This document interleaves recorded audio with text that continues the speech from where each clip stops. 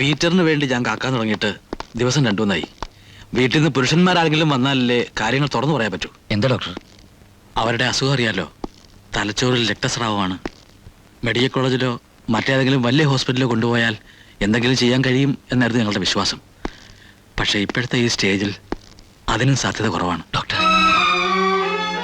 ഇനി എത്ര കാലം എന്നൊന്നും പറയാൻ പറ്റില്ല. ചിലപ്പോൾ ഇന്നാവാം, അല്ലെങ്കിൽ നാളെ.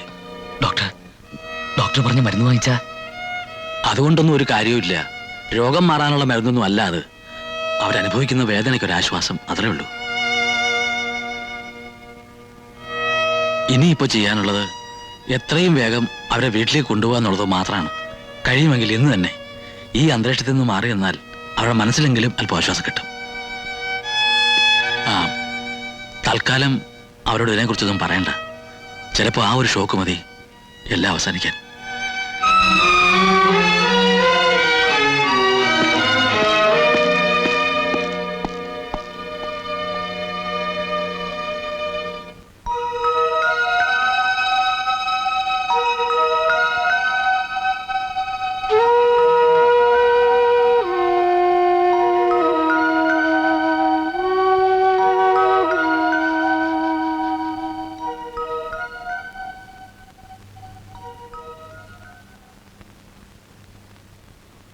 അല്ല മോനെ, ഡോക്ടർ എന്തു പറഞ്ഞു?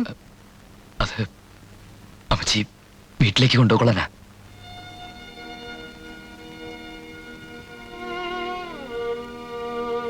അതെന്താ മോനെ അങ്ങനെ? ഒന്നുമില്ല, ഇനിയും ഈ മരുന്ന് മാത്രം കഴിച്ചാൽ മതി.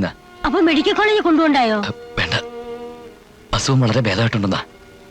എന്റെ കർത്താവേ, ഇന്ന് തന്നെ പോവാൻ പറ്റുമെങ്കിൽ 6 മണിയുടെ ബസ്സിന് പോവായിരുന്നു. വേണ്ട അമ്മച്ചി, ഞാൻ ടാക്സി വിളിച്ചോണ്ടിരാം. അയ്യോ വേണ്ട മോനെ, എന്തിനാ ടാക്സി?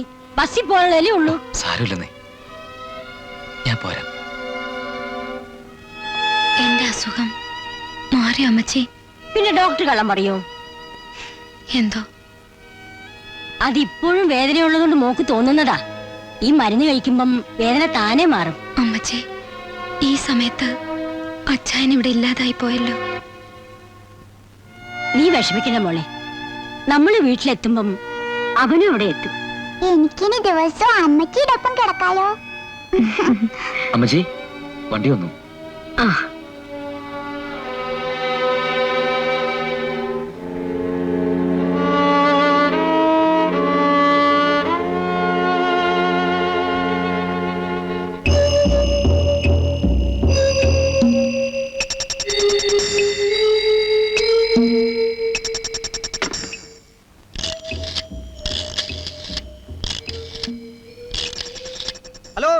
ഹലോ, സിഇഒ ഓഫീസല്ലേ?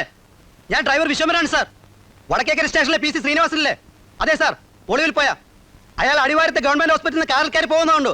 അതെ സാർ, വണ്ടി നമ്പർ നോട്ട് ചെയ്തിട്ടുണ്ട്. അച്ചായൻ എപ്പോഴാ വരിക അമ്മച്ചി? വരും മോളെ, നീ സമാധാനായിട്ടിരിക്കേ. ഈ അപ്പച്ചൻ എന്താ ഒന്ന് വന്നാല്? അപ്പച്ചൻ ഇങ്ങ് വരട്ടെ, ഞാനിനി എങ്ങും വിടത്തില്ലല്ലോ. എന്റെ കർത്താവേ, നിന്റെ അസുഖം മാറിയച്ചാ കൊണ്ടുവന്നെന്ന് അറിയുമ്പോ എന്ത് സന്തോഷമായിരിക്കും അവന്. അമ്മച്ചി, ഇന്ന് അമ്മച്ചിയുടെ സൂക്കേട് മാറിയ ദിവസമല്ലേ? നമുക്ക് മെഴുതിരി വെച്ച് പ്രാർത്ഥിക്കാം. ശരി മോളെ.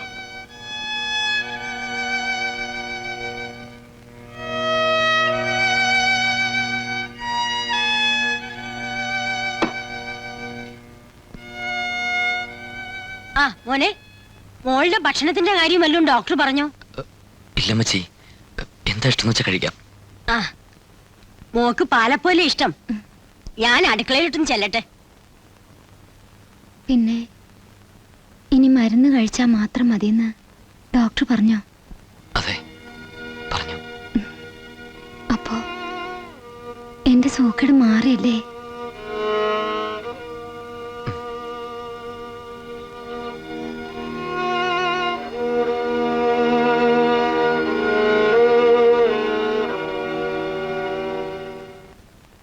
എന്താ കുഞ്ഞാലിക്ക നിങ്ങൾ ഈ പറയുന്നത്?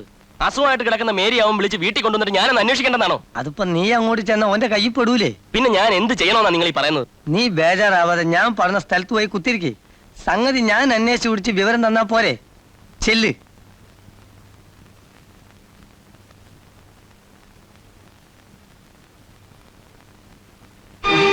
പീറ്റർ, പീറ്റർ, ഓടല്ലേ, പ്ലീസ്.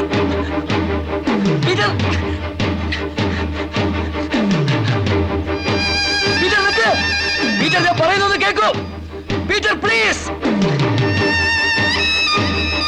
പീറ്റർ, പീറ്റർ, ഞാൻ പറയട്ടെ. പീറ്റർ, പ്ലീസ്, ഞാൻ പറയുന്നത് കേൾക്ക്. പീറ്റർ.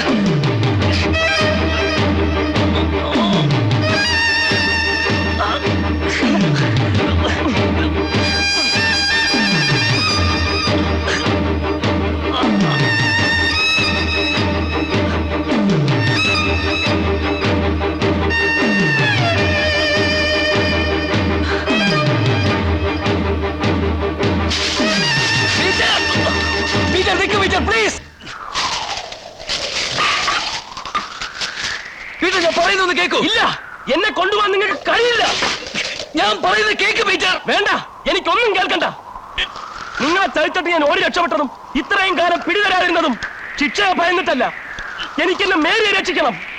ഞാൻ ജയിലിൽ പോയാൽ എന്റെ മോൾക്ക് അവളുടെ അമ്മയെങ്കിലും ഉണ്ടാകണം. ഇല്ല പീറ്റർ, നിനക്ക് നിന്റെ മേരിയെ രക്ഷിക്കാൻ കഴിയില്ല. നിനക്കറിയോ, ഇനി ഒന്നും പ്രതീക്ഷിക്കാനില്ലെന്ന് ഡോക്ടർ പറഞ്ഞുകൊണ്ടാ നിന്റെ ഭാര്യയെ ഞാൻ വീട്ടിലേക്ക് കൊണ്ടുവന്ന്.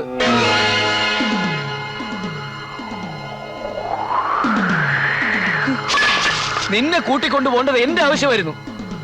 അതിനു വേണ്ടിയാണ് ഞാൻ ഈ കഷ്ടപ്പെട്ടതൊക്കെ.